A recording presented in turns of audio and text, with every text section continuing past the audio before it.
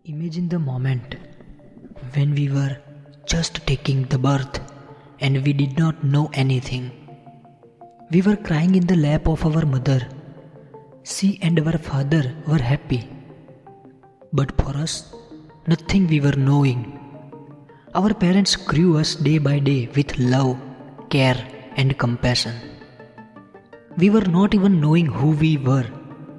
We learned, understood and gained the knowledge of whatever we knew by using observation and experiences.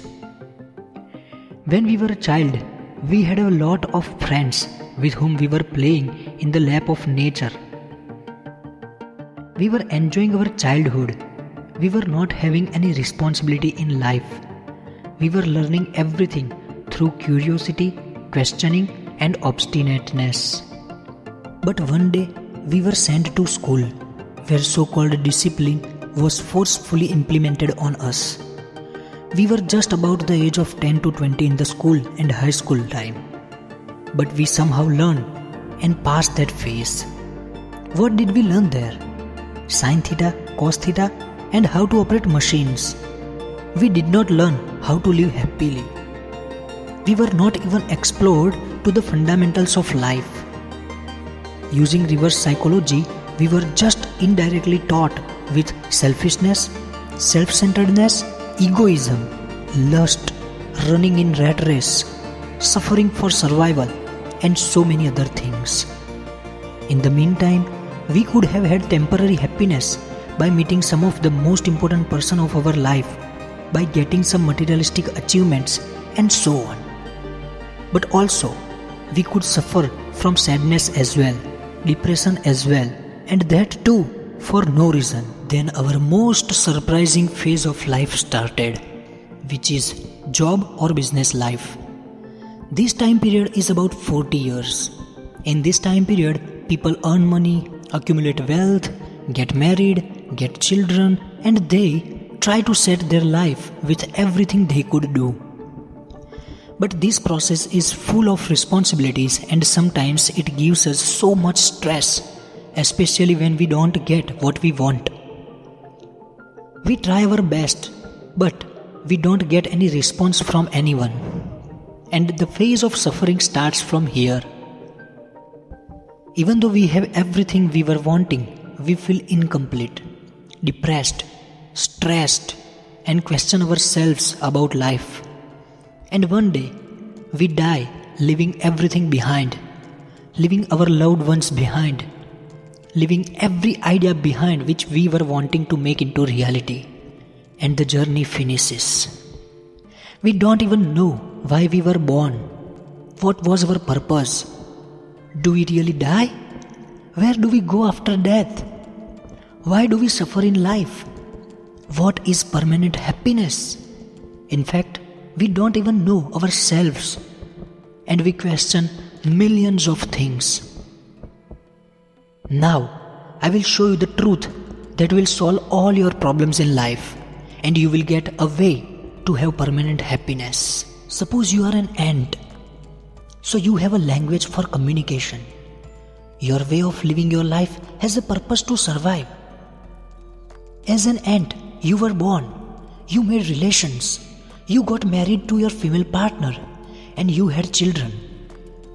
You were having a good family. You were the person who was bringing food for your family. And your family members were happy with you.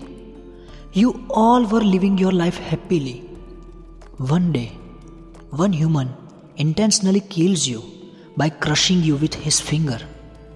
For him, it was just a game, but for you, it was a moment of life and death.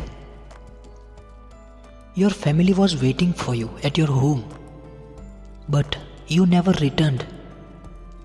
They cried a lot, but their emotions and pain was never considered because they could not fight against humans. This is what we have been doing with animals. We kill them for our taste, but we do not realize how painful this moment is. We do not know. We do not have kindness, compassion, or love for anyone. We are just thinking about our own existence. We are just thinking about our own life. We are just thinking about how we can become rich. We are just thinking that money is everything. We are so selfish and cruel. We are disastrous to the earth and earthly animals. The most dangerous animal on the entire planet is no one but humans. Now just observe your life. You might have committed some crimes in your life that you think were not crimes, but actually they are. If you steal someone's money, there is a police who gives you punishments, right? Likewise, when you commit some sins, you are punished by a system called karma siddhant. And people don't understand it. That's why the outcomes of the karma siddhant are considered as luck by ignorant people. You plan a great business, and even after giving your best efforts, when you don't get expected outcomes, it is not because of luck, but it is because of karma siddhant. When you consider it as a luck, you don't believe in existence of the police, the supreme consciousness who has all the balance sheets of your infinite life's karmas, and you commit more sins. But when you understand and consider your failure is due to karma siddhant, you become aware that there is something or there is a universal system which is applicable to the entire universe, and it is nothing but karma siddhant. One more thing. When you imagine yourself as an ant, you could experience the emotions as well, right? That's because you allowed your consciousness to take form in that living entity. And that imaginative experience is the proof that even in imagination we can feel the pain for that living entity. Now just use your brain that they are already a living entity. How would they feel? And also, the emotions and actions are related to the experience of our consciousness, which also suggests that in every incarnation, every birth, we are having the debts or credits of our karmas to be fulfilled in the present life, which is referred to as a sanchit and prarabdha karma. So you will do whatever you plan, but you will not get what you have expected, nor will you get what you have planned. You will only get what your karmas have decided for you. It is therefore, when you have successfully completed your course and apply for jobs, you are applying everywhere, but no one responds to you. Why? Because you have to spend some time without getting a job. Your karma has decided that you have to suffer for some time. But our expectations create desires. When our expectations are not fulfilled, we experience pain, suffering, without understanding the root reason behind our karmas. Also, there are only two parameters that can solve almost 99% of your life problems: acceptance and expectations. If you accept whatever you have been getting as a result, and if you do not keep any expectations from anyone or anything, you will never be sad, because denying acceptance of the offered situation by nature is because of your ego. If you cannot see something, that does not mean it is not in the existence. If it was so, you cannot see the electrons and protons, yet they exist, even within yourself. Likewise, if you cannot understand the rebirths and karma siddhant with your logical brain, that does not mean they do not exist. So how to live happily forever? How can a person get rid of pain, suffering and depression? The answer is, you will need to change your way of perception. Do you know? A cat holds a rat with the same teeth with which it holds its kids, and still they are living while rats are killed. How? Because of intention. A cat holds a rat with the intention of food, and the same cat holds its kids with the intention of love and care. Likewise, when you see a girl for the purpose of making her your girlfriend, your body and mind will react to that thought, and your mind will not work properly, righteously. But if you see the same girl thinking as your sister, you will see her with love and care, not with lust. And that way, you will respect her. You will not commit sin. Sin is a pain given to someone by either mind, speech or actions. So whatever you will sow, you will get it later on as a result. That is what the Karma Siddhant. If you want to live happily forever, you need to adopt to some stages of intelligence. That is Karma Yogi, Sthit Prajna and devotion. If you become detached from everything intellectually and yet you perform all your prescribed duties with unconditional love, compassion, benevolence, without expectations, and by surrendering all your actions to the Supreme Consciousness with heartfelt devotion to Him, you are considered a true Karma Yogi and Sthit Prajna. Only these stages of understanding can give you permanent happiness in life, because when you will ever experience pain or sorrow, and as you will already strongly believe in God, you will be detached from the honor and dishonor. So for you, that moment will be of beyond worth. It will not control your emotions, and you will always be happy no matter what. All our physical experiences are not experience of our consciousness itself. They are related to the body's experience. But as we have believed that we are this physical body, we understand falsely that our experiences are related to us, only related to us, or our consciousness is our karma. Now imagine yourself meditating in a room and observe yourself being a third person, such as you are out of your body and watching your body performing meditation. So at that moment, you are experiencing an imaginative out-of-body experience, which is known as astral projection. What you did was not an astral projection, it was just an imagination of astral projection. So don't confuse yourself. For now, just try to understand that your imagination proves to you that you and your consciousness are both different. And by imagining such a concept, you are providing evidence of the existence of that experience. I mean, you can only imagine something if it is possible to be in existence, whether grossly or subtly, with science or magic or whatever. It does not matter if you believe in it or not, because truth does not need any approval or proof. It is there in the existence without any cause and effects. You just need to accept it, that's it. Also, you might have experienced dreaming of a beautiful world. That is also an experience of yourself, your consciousness. In dreams, the body rests, but consciousness is always there, and it experiences many different aspects of life, but you are never told about this. You are only fed with the information through the news channels and media so that they can manipulate your thought process for the purpose of earning money and moving the stock market index either up or down. By understanding your own consciousness, you will be able to differentiate all the experiences. When someone abuses you in front of 100 people, you instantly react to them, believing that they have insulted you. But they did not insult you. They insulted your personality expressed by your physical body.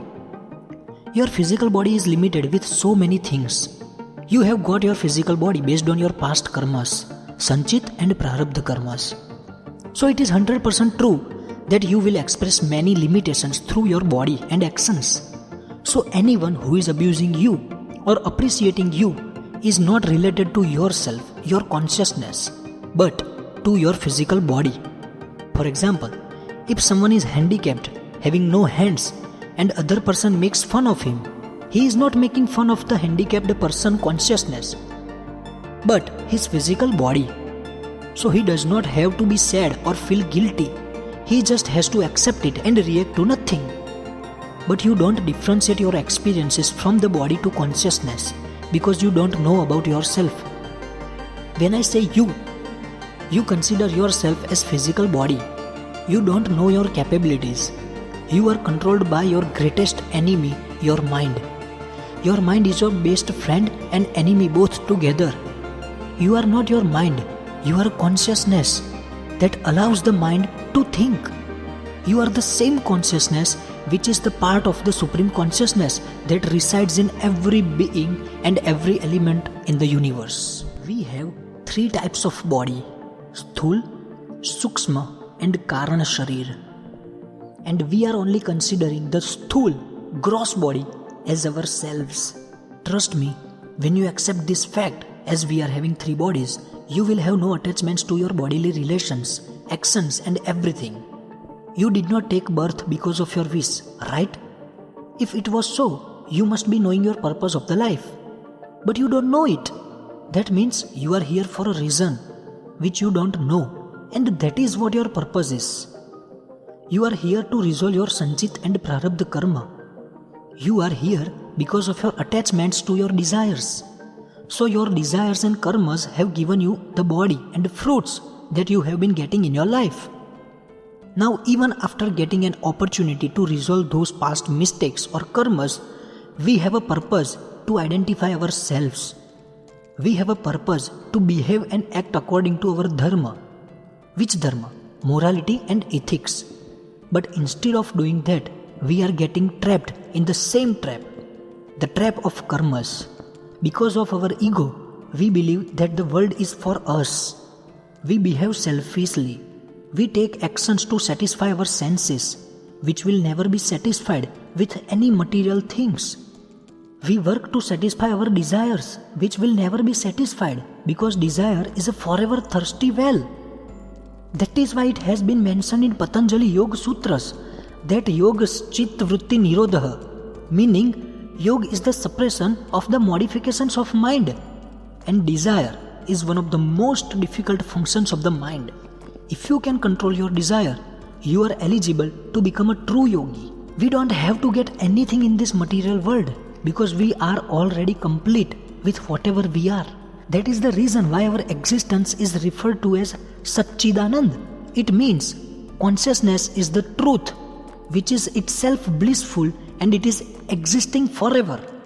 Our ego or ignorance or false identifications of being a body, it creates our individuality, which makes us think that we are the doers. And that thought process makes us self-centered. This self-centered nature brings pain and sorrows. If everyone on earth would be loving each other with benevolent actions, there would never be any hatred. There would never be any fights for land, wealth, relations, misunderstandings, ego, jealousy, and so on. The world would be very peaceful. But peace is the resulting parameter of sattva gun. There are three gun in the world: sattva, rajas, and tamas. In this Kali Yuga, tamas gun predominates. That is the indication of destruction of the universe. So right now, the entire universe is in the phase of destruction. That is the reason why everyone is getting affected with cheap mentality, no common sense, no worshipping. Almost everyone is affected by Kali Yuga. Happiness is not in achieving material wealth. If it was so, Jeff Bezos, Elon Musk, Bill Gates are all the richest people on earth. However, they are still working to accumulate more wealth because desire is a forever thirsty well. They spend their time on innovation, bringing something new to the world and making a more positive impact on the society. But just ask yourself, what does a person really need in his life? Just three things. Roti means food, kapda means clothes, and makan means house. Anything other than these three things is because of so many parameters like jealousy, ego, comparison, desires, ignorance, poverty, hatred, anger, greed, affection, and many more. All of these parameters are because of the mind.